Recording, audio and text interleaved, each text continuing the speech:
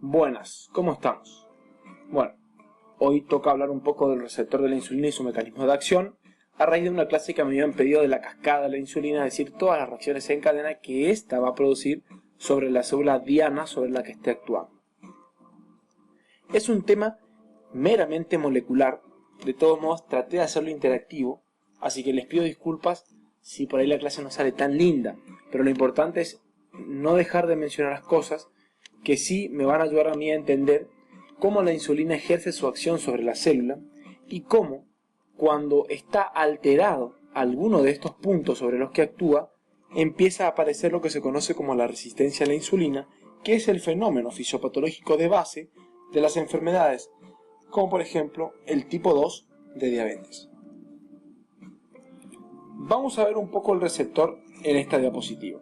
Veamos que el receptor en esta imagen parece tan simple y ojalá fuera así, pero en realidad nosotros conocemos mucho más que esto.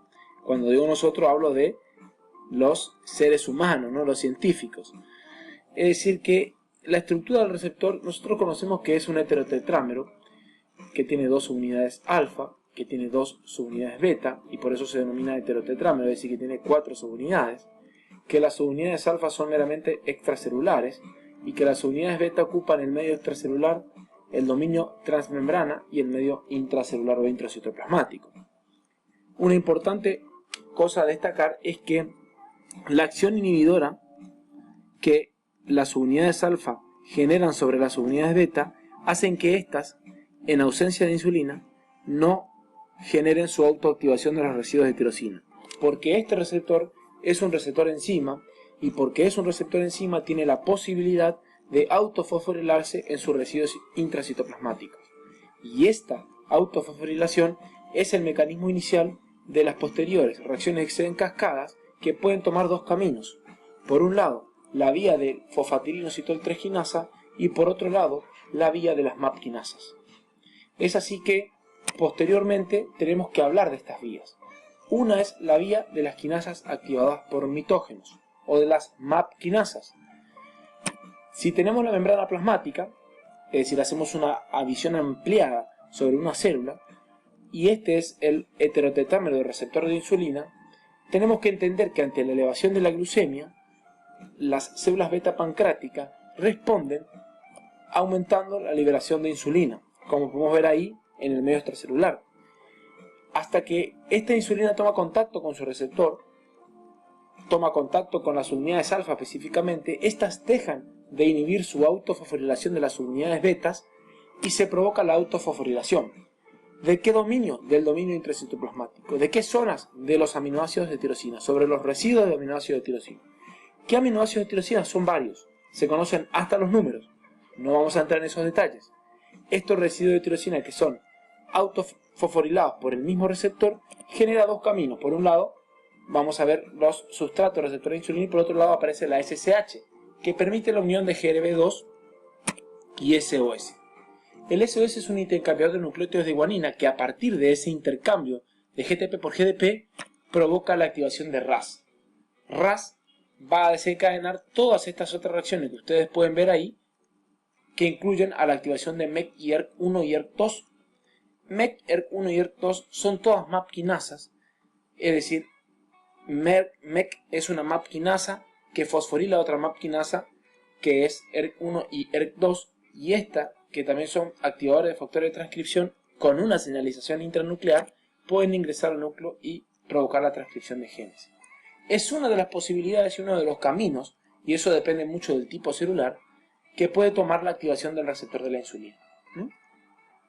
Otra posibilidad es que active a otro sustrato denominado sustrato receptor de la insulina.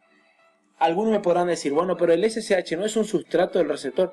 También es un sustrato del receptor, pero hay una familia de sustratos que se conocen como IRS y que hasta el momento conocemos 4 tipos o 4 isotipos o isoformas que se denominan IRS1, IRS2, IRS3 e IRS4 y conforman una familia distinta y tienen una vida diferente y por eso se las separa. Pero el SSH también es un sustrato, pero no forma parte de la familia de los IRS.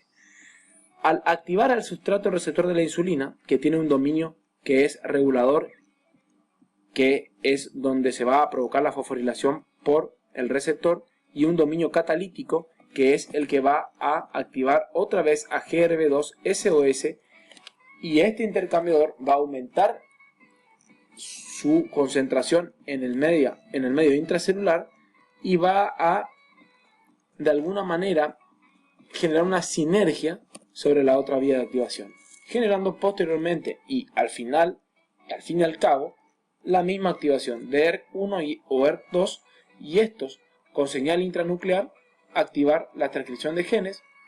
Al activarse la transcripción, vamos a tener posteriormente una traducción proteica, y estas proteínas son las que finalmente provocan la manifestación de los efectos finales de la acción de la insulina sobre la célula plasmática, sobre las células de los diferentes tejidos que está actuando. Otra posibilidad que tenemos es la vía del fosfatilinositol 3 quinasa. Esta vía, me voy a detener un poco más, vamos a introducirnos en la célula y vamos a entender cómo se provocan ciertos efectos importantes. Uno de ellos va a interferir en el manejo de la glucemia a partir de tejidos como el adiposo, el tejido muscular, en donde aparecen las GLUT4 y son las responsables también de meter la glucosa o mayor cantidad de moléculas de glucosa al medio intracelular. Nuevamente, el aumento de la glucemia provoca la liberación por la célula beta pancreática de un número importante de moléculas de insulina, que estas, al tomar contacto con el receptor, genera la no inhibición de las unidades alfa sobre las unidades beta, y ahí se autofosforilan porque es, como dijimos, un receptor enzima, específicamente un receptor de tirosina quinasa, porque va a fosforilarse en residuos de tirosina. Esa fosforilación genera que el sustrato del receptor de insulina, que dijimos que había de 4 tipos, pueda activar a lo que se conoce como fosfatidilinositol 3 quinasa. Es decir, ¿qué es el fosfatidilinositol 3 quinasa o el PI3K? Y básicamente es una quinasa. Es decir, que como toda quinasa va a fosforilar a otras proteínas. Pero esta quinasa, que se denomina fosfatidilinositol 3 quinasa, tiene dos subunidades.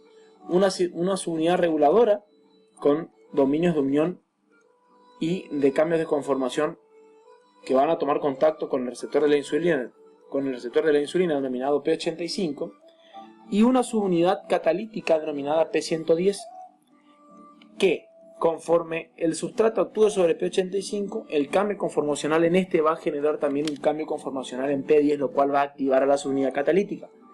Esa activación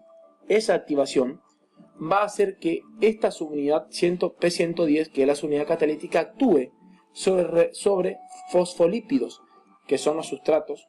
En este caso van a ser los sustratos de P110, los fosfolípidos de la membrana interna de la membrana plasmática o de la capa interna, denominados fosfatilinositol. ¿Qué es fosfatilinositol? Y el fosfatilinositol 4-fosfato y el fosfatilinositol 4,5-fosfato. Es decir, todos los fosfatilinositol no están fosforilados, pero conforme esté activado P110, que es una quinasa, PI3K, fosfatilinositol 3 quinasa, va a fosforilar, como toda quinasa, sobre residuos de estos fosfolípidos y los van a transformar en fosfolípidos activos, que se denominan fosfatidilinositol 4-fosfato y fosfatidilinositol 4,5-fosfato, es decir, fosforilado tanto en el carbono 4 como en el carbono 4 y 5. Eso va a hacer que estos fosfolípidos permitan la unión de PDK1 y PDK2 y AKT, como vemos en la imagen. Disculpen, parece como que estoy leyendo, pero no hay otra forma de enseñar esto. Es decir, estas son proteínas que se encuentran libres en el citoplasma y que conforme se activan estos fosfolípidos inositol que se encuentran en la cara interna, eso permite que éstas tengan avidez por estos fosfolípidos y se unan. Y esa unión hacen que se activen, que cambien de conformación y se activen este grupo de proteínas, y esa activación posterior a la unión a la cara interna de la membrana va a provocar los efectos finales, que pueden ser la activación de esta vía, que se denomina FOXO, aumentando la adipogénesis. Puede ser la fosforilación de GSK3, aumentando la síntesis de glucógeno. Puede ser que fosforile a mTOR, aumentando la síntesis de proteína. Y puede ser que también fosforile las caspasa 9, disminuyendo la apoptosis, porque no se olviden que la caspasa 9 es el inhibidor de la apoptosis. Importantes a destacar, la vía mTOR, muy utilizado por esto la insulina por los fisioculturistas. Lo que hacen es consumir altas concentraciones de proteína y utilizar la insulina para meter esos aminoácidos a la célula y que aumente la síntesis proteica. La caspasa 9, disminuyendo la apoptosis. Por eso se dice que la insulina es una hormona anabólica. Por supuesto, también aumentando la lipogénesis. Es decir, si ustedes sacan un resultado de esto y ven que tenemos aumento de la lipogénesis, aumento de la síntesis de glucógeno y aumento de la síntesis de proteína, es decir, de los 3 metabolitos básicos, ácidos grasos, glucosa y proteína, y disminuimos la apoptosis de la célula, decimos que esto es una hormona meramente anabólica. Existe dentro de los receptores, los sustratos receptores de la insulina, el receptor de sustrato de la insulina de tipo 1, que parece ser que este es el que actuaría provocando el mayor ingreso de glucosa a la célula. Es decir, que nosotros acá deberíamos poner IRS1 haría la siguiente función. Activaría nuevamente alfa-fosfatilinositol 3 quinasa con sus dos subunidades P85 y P110. Eso actuaría sobre los fosfolípidos de membrana, haciendo que PDK1, que es una proteína intracitoplasmática y de citoplasma y no de membrana sino soluble, se pegue a estos fosfolípidos. Eso va a generar que se active la proteína quinasa C, pero no es la proteína quinasa C que habitualmente ustedes conocen, es una proteína quinasa C tipo delta epsilon, es una atípica. Esta proteína quinasa C actuaría directamente sobre los endosomas de reciclaje, provocando que las GLUT4 que se encuentran en la membrana de estos endosomas aumenten el número en la membrana plasmática y eso genere, como indican las flechas, el ingreso de esa glucosa hacia la célula. ¿Se entendió el mecanismo? Espero que sí. La regulación a los diferentes niveles. Es decir que estos mecanismos que acabamos de mencionar están regulados. No es que están al azar. Vamos a ver si llegamos con el tiempo. No, están regulados. Esta regulación puede darse a distintos niveles. A nivel del receptor, a nivel del sustrato o de los sustratos, a nivel de la regulación río abajo, y conforme esto no suceda, puede provocarse la resistencia a la insulina.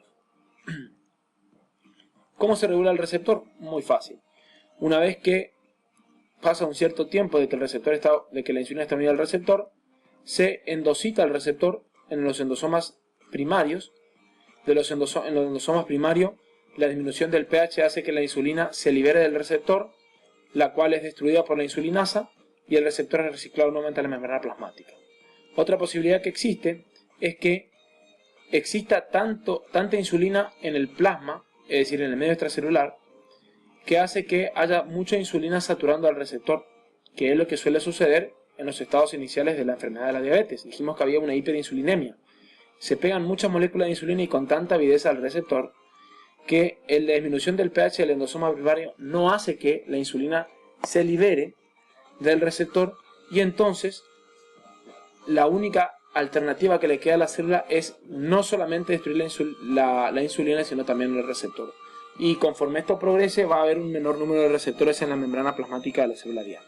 Y ahí ya van viendo cómo puede ser un mecanismo de inicio de la patología de la resistencia a la insulina. Otra posibilidad es a regulación a nivel del sustrato. Hay proteínas citoplasmáticas que son desfosfatasas. Lo mismo va a suceder con la regulación al tercer nivel, que es sobre las otras proteínas que vimos que van actuando en el citoplasma. Son todas fosfatasas. En estos dos son todas fosfatasas que desfosforilan los sustratos, que desfosforilan también las otras proteínas y terminan inactivando este mecanismo, que es básicamente todo esto a lo que concurre después de que la insulina se una al receptor. Nos estamos quedando sin tiempo casi, ¿no? Existen otras quinasas alternativas que están relacionadas con la resistencia a la insulina, que fosforilan residuos en los receptores en los sustratos receptores de insulina, residuos serina-treonina. Esta fosforilación en los residuos serina-treonina serían inicialmente otro fenómeno de la resistencia a la insulina. Me quedan 10 segundos prácticamente. Vamos a hacer un segundo video. Vamos a volver a partir de acá para no estar apurándonos. Nos vemos enseguida. No se pierdan lo que piden.